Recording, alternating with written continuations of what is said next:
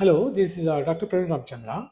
I'm senior endocrinologist working in Diaplus Endocrinology Clinic, Yelahanka, Bangalore, India. Please watch this video.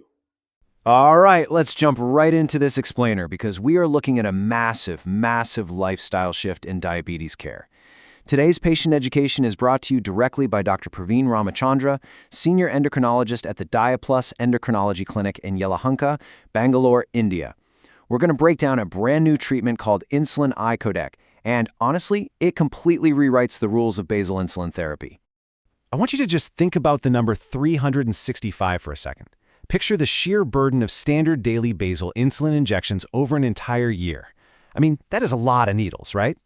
For decades, this has literally been the accepted reality for millions of adults managing their blood sugar. Every single day, without fail, you've got to remember your dose, prep your pen, and take your injection just to maintain that steady background level of insulin your body absolutely needs.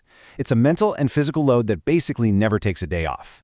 But now, imagine an incredible drop to just 52, one injection a week. We are going from 365 interventions a year all the way down to 52. That completely transforms a patient's routine. It massively reduces the treatment burden. Clinical studies are actually showing that a simpler regimen like this can help people overcome that very real fear or reluctance to start or even intensify their insulin therapy. It's not just about fewer needles. It's really about reclaiming your time and getting some peace of mind back.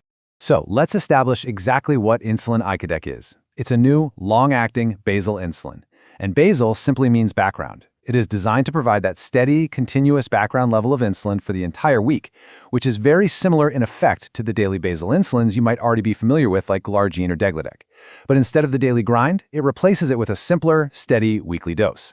It gives you the exact same essential foundation for your blood sugar control, just packaged in a profoundly different, way more convenient way.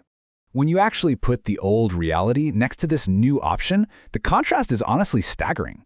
On one side, you have the daily basal insulins. Yes, they're effective, but they demand 365 interventions every single year. On the other side, you've got weekly insulin icodec. And here's the best part. Clinical studies show that this weekly option can lower your HbA1c to a similar degree as those daily injections in adults with type 2 diabetes.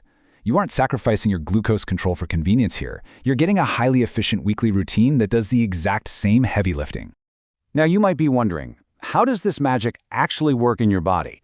How does one single shot last a whole week? Well, it's all about a protein in your blood called albumin. After you inject Icodec under the skin, most of it immediately attaches to this albumin. Think of albumin like a giant storage vault. Over the next 7 days, the insulin is slowly, steadily released from that vault right into your bloodstream. Because of this slow release, one injection literally covers your needs for the whole week. It usually takes about 3 to 4 weeks of these weekly injections to reach perfectly steady levels in your body. It is absolutely crucial to know who this treatment is approved for.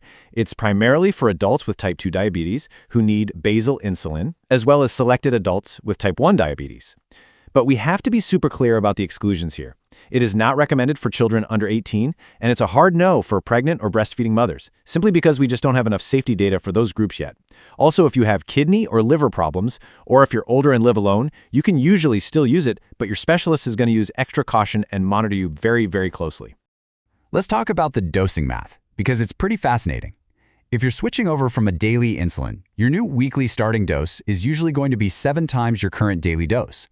So, say you take 20 units a day right now, your weekly dose of Icodec would be 140 units. Now, hearing that, you might be thinking, whoa, that is a massive amount of liquid to inject all at once. But here's the trick. The Icodec pen contains a highly concentrated solution, 700 units per milliliter. This means that even though the unit number sounds way higher, the physical volume of liquid you inject stays really small and comfortable. So what does this actually look like in practice at home? Well, consistency is everything. You need to pick a day and a time, say every Sunday evening, and stick to it religiously. You'll inject it into the fatty layer under the skin of your abdomen, thigh, or upper arm, but please pay attention to step 3. You absolutely must rotate your injection sites every week. Don't just hit the exact same spot time after time, because rotating helps protect your skin from developing painful lumps. And of course, hygiene first. Always use a fresh needle for every single injection. Look, life happens, right? So what happens if you totally forget your routine? If you realize within a few days that you missed your dose, the absolute golden rule is to contact your endocrinologist or your clinic promptly for advice on what to do next. Never, ever take extra injections on your own to try and catch up, because this insulin is designed to release slowly over a whole week. Doubling up could cause a dangerous stacking effect and lead to severely low blood sugar. Do yourself a favor and use phone alarms or calendars to help you remember. Let's walk through a mini narrative of a typical week. On day 1, you take your injection. Okay, now pay super close attention to days 2 through 4. Even though the insulin releases steadily, this specific window is when your insulin levels are at their absolute highest peak. This is when you really need to watch your blood sugar closely, because low blood sugar or hypoglycemia is most likely to hit right here. By day 7, the levels have tapered down precisely to the point where you are perfectly ready for your next dose.